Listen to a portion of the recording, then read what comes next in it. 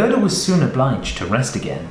It had been sitting looking at her for a long time and wagging its head. Now it said, "Caw, caw, good day, caw, good day," as well as it could. It meant to be kind to the little girl and asked her where she was going alone in the wide world. Gerda understood the word alone and knew how much there was in it, and she told the crow her whole life story and adventures and asked if it had seen Kay. "Maybe I have. Really? What do you think you have?" cried the little girl, nearly smothering him with her kisses. "Gently, gently," said the crow. "I believe it may have been Kay." "Does he live with a princess?" asked Gerda. "Yes, but it is so difficult to speak your language.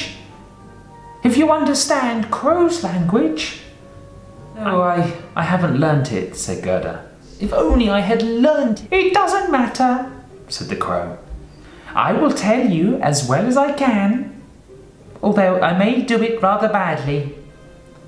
And then he told her what he had heard. "In this kingdom where we are now," said he, "there lives a princess who is very clever. She has read all the newspapers in the world and forgotten them again. So clever is she. One day she was sitting on her throne, which is not such an amusing thing to do either, they say." "Why not, indeed?" said she, and she made up her mind to marry. She called all the court ladies together, and when they heard what she wanted, they were delighted. "Oh yes, I like that now. Yes, yes, they said. I was thinking the same thing myself the other day. Every word I say is true." Of course, his sweetheart was a crow, for birds of a feather flock together, and one crow always chooses another. They gave notice that any young man who was handsome enough might go up to the palace to speak to the princess. The one who spoke as if he was quite at home and spoke well would be chosen by the princess as her husband. Yes, you may believe me, as it's as true as I sit here today," said the crow. The people came crowding in. When they reached the brilliantly lighted reception rooms and stood in front of the throne where the princess was seated, they could think of nothing to say. They only echoed her last words, and of course that was not what she wanted. The people came crowding in. There was such running and crushing, but no one was fortunate enough to be chosen, either on the first day or the second. They could all of them talk well enough in the street, but when they entered and saw the guard in silver uniform, and when they went up the stairs through rows of lackeys in gold embroidered liveries, their courage forsook them. When they reached the brilliantly lighted reception rooms and stood in front of the throne where the princess was seated, they could think of nothing to say. They only echoed her last words, and of course that was not what she wanted. It was just as if they had all taken some kind of sleeping powder, which made them lethargic. They did not recover themselves until they got out into the street again, and then they had plenty to say. There was quite a long line of them, reaching from the town gates up to the palace. I went to see them myself, said the crow. They were hungry and thirsty, but they got nothing at the palace, not even as much as a glass of tepid water. Some of the wise ones had taken sandwiches with them, but they did not share them with their neighbours. They thought, if the others went into the princess looking hungry, there would be more chance for themselves. But Kay, little Kay, asked Gerda, when did he come? Was he amongst the crowd? Give me time, give me time. We're just coming to him. It was on the third day that a little personage came marching cheerfully along, without either carriage or horse. His eyes sparkled like yours, and he had beautiful long hair, but his clothes were very shabby. Oh, that was Kay, said Gerda gleefully. And then I found him. And she clapped her hands. He had a little knapsack on his back, said the crow. No, it must have been his sledge. He had it when we went away, said Gerda. It may be so, said the crow. I did not look very particularly, but I know from my sweetheart that when he entered the palace gates and saw the life guards in the silver uniforms and the lackeys on the stairs in the gold liveries, he was not the least bit abashed. He just nodded to them and said, "It must be very tiresome to stand upon those stairs. I am going inside." The rooms were blazing with light. Privy councillors and excellency without number were walking about barefoot, carrying golden vessels. It was enough to make you solemn. His boots creaked fearfully too, but he wasn't a bit upset. "Oh, I am sure that's Kay," said Gerda. "I know that he had a pair of new boots. I heard them creaking in Grandmother's house." "Yes, indeed, they did creak," said the crow. But nothing daunted, he went straight up to the princess, who was sitting on a pearl as big as a spinning wheel. Poor simple boy. All the court ladies and their attendants, the courtiers and the gentlemen, each attended by a page, were standing around. The nearer the door they stood, so much greater was their haughtiness, till the footman's boy, who always wore slippers and stood in the doorway, was almost too proud even to be looked at. Oh, it must be awful," said little Gerda. "And yet Kay has won the princess. If he had not been a crow, I should have taken her myself, notwithstanding that I am engaged. As well as they say, he spoke as well as I could have done myself when I speak crow language, at least so my sweetheart says. He has a picture of good looks and gallantry, and then he had not come with any idea of wooing the princess, but simply to hear her wisdom.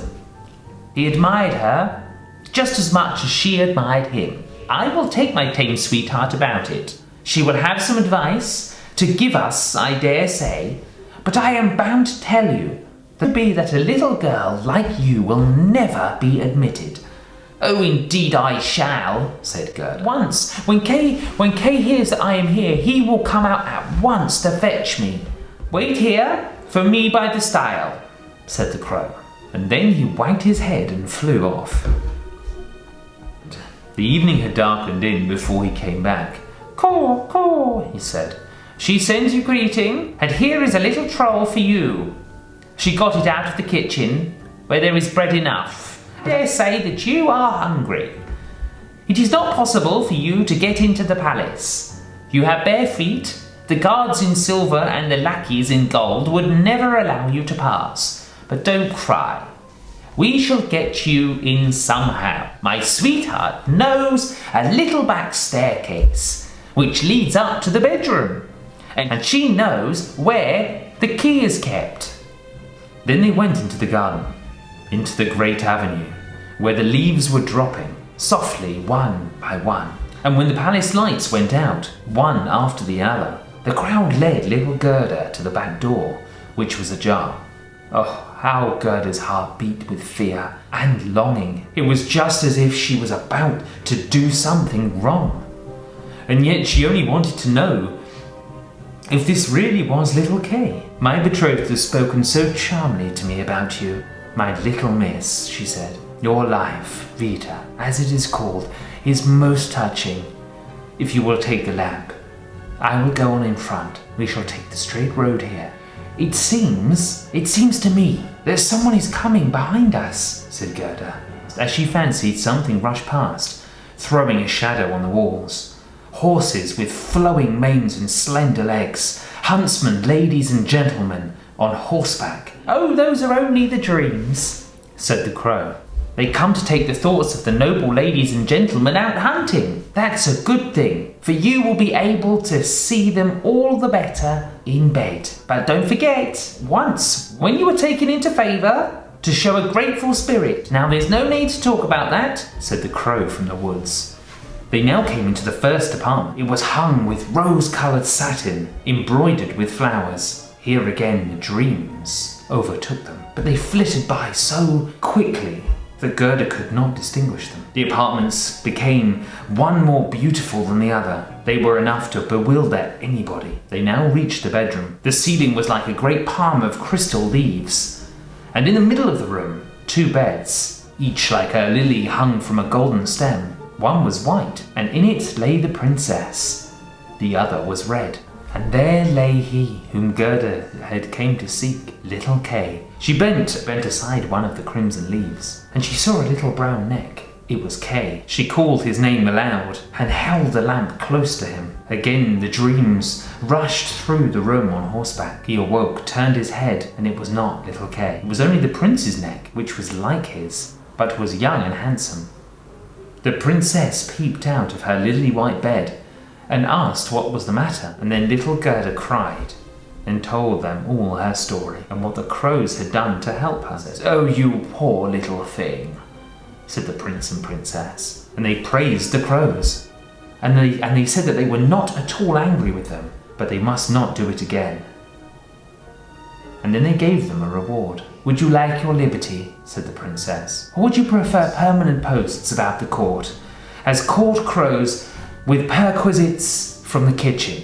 Both crows curtsied and begged for permanent posts, for they thought of their old age, and said it was so good to have something for the old man. The prince got up and allowed Gerda to sleep in his bed, and he could not have done more. She folded her little hands and thought how good the people and the animals are, and then she shut her eyes and fell asleep. All the dreams came flying back. This time they looked like angels, and they were dragging a little sledge with Kay sitting on it, and he nodded, but it was only a dream, so it all vanished when she woke. The next day she was dressed in silk and velvet from head to foot. They asked her to stay at the palace and have a good time, but she only begged them to give her a little carriage and horse, and a little pair of boots, so she might drive out into the wide world to look for Kay. They gave her a pair of boots and a muff. She was beautifully dressed, and when she was ready to start, there before the door stood a new chariot of pure gold. The prince's and prince's coat of arms were emblazoned on it, and shone like a star, coachman, footman, and outrider. For there was even an outrider. All wore golden crowns. The prince and the princess themselves helped her into the carriage and wished her joy. The wood crow, who was now married, accompanied her for the first 3 miles. He sat beside Gerda, for he could not ride with his back to his horse. The other crow stood at the door and flapped her wings. She did not go with them, for she suffered from a headache since she became a kitchen pensioner, the consequence of eating too much. The chariot was stored with biscuits, and there were fruits and ginger nuts under the seat. "Goodbye! Goodbye!" cried the prince and the princess. Little Gerda wept, and the crow wept too. At the end of the first few miles, the crow said goodbye, and this was the hardest parting of all. It flew up into a tree and flapped its big black wings as long as it could see the chariot, which shone like the brightest sunshine.